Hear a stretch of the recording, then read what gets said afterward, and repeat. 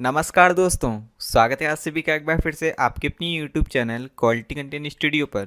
तो दोस्तों हम पढ़ रहे हैं आधुनिक भारतीय इतिहास को, जिसके अंतर्गत आज हम लोग कवर करने वाले हैं यूरोपीय कंपनी के आगमन संबंधित इसके संपूर्ण इतिहास के संबंध में, जिससे संबंधित आज का सेशन पार्ट 3 के संबंध में है। इससे पहले दोस्तों हम लोग पार्ट 1 और पार्ट 2 कवर कर चुके हैं, जिसका लिंक आपको डिस्क्रिप्शन बॉक्स में मिल जाएगा, आप उसे देख सकते हैं।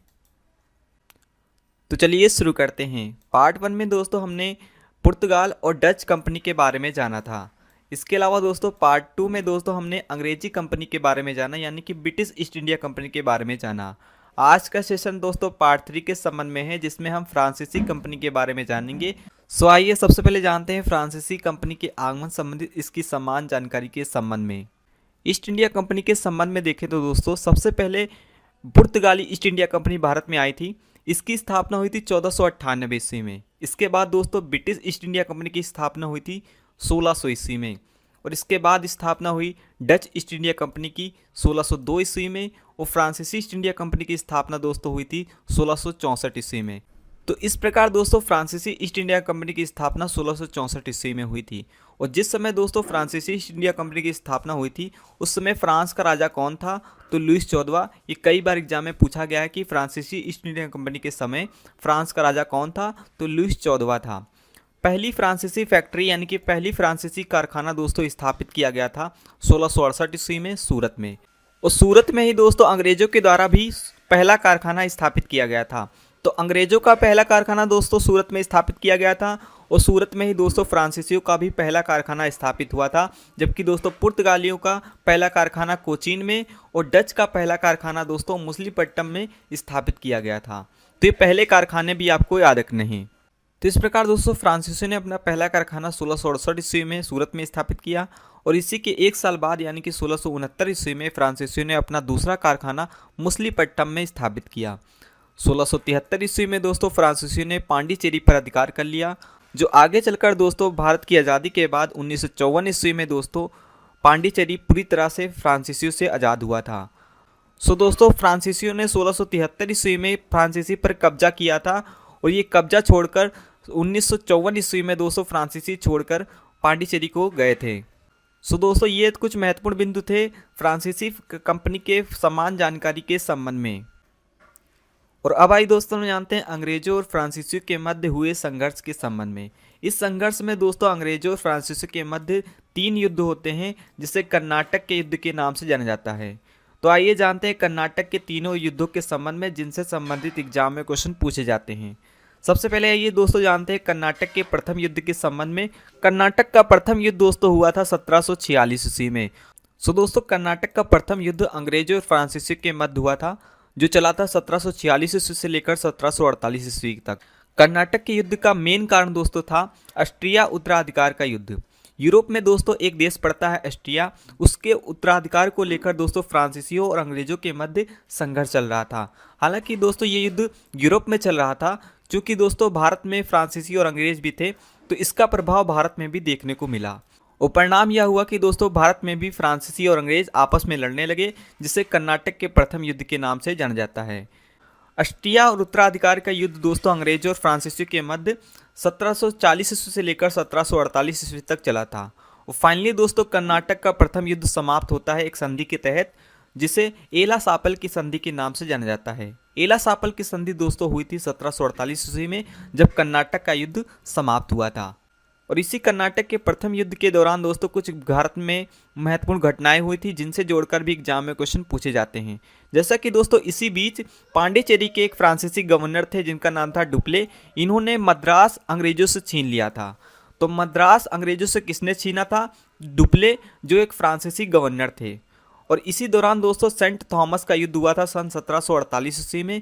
ये युद्ध हुआ था फ्रांसीसी और कर्नाटक के नवाब अबरुद्दीन के मध्य। जो कर्नाटक के युद्ध के संबंध में दोस्तों ये कुछ महत्वपूर्ण बिंदु हैं जो एग्जाम में पूछे जा सकते हैं। और अब आई दोस्तों हम जानते हैं कर्नाटक के द्वितीय युद्ध के संबंध में। कर्नाटक के द्वितीय युद्ध का जो दोस्तों मुख्य कारण था वह हैदराबाद और कर्नाटक के उत्तराधिकार को लेकर 2 गुटों का निर्माण होना। एक्चुअली में दोस्तों हैदराबाद और कर्नाटक के उत्तराधिकारी को लेकर फ्रांसीसियों और अंग्रेजों के मध्य 2 गुटों का निर्माण हो गया था। जो अंग्रेजी गुट था वो किसी और को हैदराबाद और कर्नाटक का उत्तराधिकारी बनाना चाहता था, और जो फ्रांसीसी गुट था वो किसी और को दोस्तों हैदराबाद और कर्नाटक का उत्तराधिकारी बनाना चाहता था। इसी के बीच दोस्तों एक संघर्ष हुआ था जिसे कर्नाटक का द्वितीय युद्ध के नाम से जाना जाता है। और फाइनली दोस्तों कर्नाटक का द्वितीय युद्ध भी एक संधि के तहत समाप्त किया गया जिसे पांडिचेरी की संधि के नाम से जाना जाता है। पांडिचेरी की संधि दोस्तों अंग्रेजों और फ्रांसीसियों के मध्य 1755 ईस्वी में हुई थी। और अब आई दोस्तों में जानते हैं कर्नाटक के तृतीय युद्ध के संबंध में। कर्नाटक का तृतीय युद्ध दोस्तों फ्रांसीसियों और अंग्रेजों के मध्य 1756 ईस्वी से लेकर 1763 ईस्वी के बीच लड़ा गया था। कर्नाटक का तीसरा युद्ध का दोस्तों मुख्य कारण यूरोप में सप्तवर्षीय युद्ध का होना था। यूरोप में दोस्तों 1756 ईस्वी से लेकर 1763 ईस्वी तक 7 वर्षों के लिए फ्रांसीसियों और अंग्रेजों के मध्य संघर्ष चल रहा था। इसी दौरान दोस्तों भारत में भी कर्नाटक का तृतीय युद्ध हुआ था, और ये युद्ध भी दोस्तों एक संधि के तहत समाप्त किया गया था जिसे पेरिस की संधि के नाम से जाना जाता है। पेरिस की संधि 1763 ईस्वी में हुई थी जब कर्नाटक का तृतीय युद्ध समाप्त हुआ था। और कर्नाटक के तृतीय युद्ध यानी तीसरे युद्ध के दौरान ही दोस्तों एक भारत में महत्वपूर्ण घटना घटी थी, जिस घटना के बाद दोस्तों फ्रांसीसियों का भारत से पतन हो गया था। वांडीवास का युद्ध दोस्तों 1760 ईस्वी में हुआ था। वांडीवास का युद्ध दोस्तों अंग्रेजों और फ्रांसीसियों के मध्य हुआ था, और अंग्रेजी सेनापति थे उस समय आयरसूट और फ्रांसीसी सेनापति थे काउंट लाली, और इन दोनों के मध्य दोस्तों वांडीवास का युद्ध लड़ा गया था जिसमें दोस्तों अंग्रेजों ने विजय प्राप्त की थी। और फाइनली दोस्तों इस युद्ध के बाद ही फ्रांसीसियों का भारत से पतन हो गया था। तो यहाँ पर दोस्तों कई प्रकार के क्वेश्चन पूछे जाते हैं कि फ्रांसीसियों का पतन किस युद्ध में हुआ था, तो वांडीवास के युद्ध में हुआ था। कि उस समय कर्नाटक का कौन सा युद्ध चल रहा था, तो कर्नाटक का तृतीय युद्ध चल रहा था। तो इस प्रकार दोस्तों कर्नाटक के 3 युद्ध हुए थे फ्रांसीसियों और अंग्रेजों के मध्य, जिससे संबंधित एग्जाम में क्वेश्चन पूछे जाते हैं, कारण से संबंधित, संधि से संबंधित, और इनके बीच जो महत्वपूर्ण घटनाएं हुई थी उनके संबंध में एग्जाम में क्वेश्चन पूछे जाते हैं। चलिए अब आइए दोस्तों हम जानते हैं अन्य महत्वपूर्ण बिंदुओं के संबंध में। ये महत्वपूर्ण बिंदु दोस्तों डेनिश और स्वीडिश ईस्ट इंडिया कंपनी के संबंध में है। भारत में दोस्तों पुर्तगाल, डच, अंग्रेज और फ्रांसीसी कंपनी के अलावा भी 2 कंपनी आई थी जिसे डेनिश और स्वीडिश कंपनी के नाम से जाना जाता है। और इन दोनों कंपनियों से संबंधित कुछ महत्वपूर्ण बिंदु हैं जो आपको याद रखने हैं, ये अक्सर एग्जाम में पूछे जाते हैं। डेनिश ईस्ट इंडिया कंपनी की स्थापना दोस्तों 1616 ईस्वी में हुई थी, और भारत में दोस्तों पहली डेनिश फैक्ट्री तंजौर में 1620 ईस्वी में स्थापित की गई थी। तो डेनिश ईस्ट इंडिया कंपनी की स्थापना कब हुई और डेनिश ईस्ट इंडिया कंपनी ने अपनी पहली फैक्ट्री यानी कि पहला कारखाना कहां पर और कब स्थापित किया था, इनसे संबंधित एग्जाम में क्वेश्चन पूछे जाते हैं। इसके अलावा दोस्तों स्वीडिश यानी कि स्वीडन की जो ईस्ट इंडिया कंपनी थी, इसकी स्थापना दोस्तों 1731 ईस्वी में हुई थी। और स्वीडिश ईस्ट इंडिया कंपनी दोस्तों भारत में ज़्यादा व्यापार नहीं करती थी, ये ज़्यादातर चीन में व्यापार अपना करती थी। सबसे बाद में भारत में आने वाली यूरोपीय कंपनी दोस्तों स्वीडिश कंपनी ही मानी जाती है, यानी कि सबसे बाद में ईस्ट इंडिया कंपनी कौन सी आई थी, तो स्वीडिश ईस्ट इंडिया कंपनी आई थी, और सबसे पहले पुर्तगाली कंपनी भारत में आई थी। सो दोस्तों ये कुछ महत्वपूर्ण बिंदु हैं स्वीडिश और डेनिश ईस्ट इंडिया कंपनी से संबंधित जो आपको याद रखने हैं। चलिए अब आइए दोस्तों हम जानते हैं कंपनी के आगमन के क्रम के संबंध में और कंपनी की स्थापना के क्रम के संबंध में, क्योंकि इससे संबंधित एग्जाम में अक्सर क्वेश्चन पूछे जाते हैं। कंपनी के आगमन के संबंध में देखें तो दोस्तों सबसे पहले पुर्तगाली कंपनी भारत में आई थी 1498 ईस्वी में, और दोस्तों दूसरी कंपनी आई थी डच कंपनी। डच दोस्तों नीदरलैंड या हॉलैंड के निवासी को कहा जाता है। डच कंपनी 1595 और 96 में आई थी। इसके बाद दोस्तों तीसरी कंपनी मानी जाती है अंग्रेजी कंपनी, जो आई थी 1600 ईस्वी में। और इसके बाद फ्रेंच कंपनी आई जो जिसे फ्रांसीसी कंपनी कहते हैं, ये कंपनी आई थी 1664 ईस्वी में। इसके बाद आइए दोस्तों हम जानते हैं कंपनी की स्थापना के संबंध में। सबसे पहले दोस्तों पुर्तगाली ईस्ट इंडिया कंपनी की स्थापना हुई थी 1498 ईस्वी में। इसके बाद ब्रिटिश ईस्ट इंडिया कंपनी की स्थापना हुई थी 1600 ईस्वी में।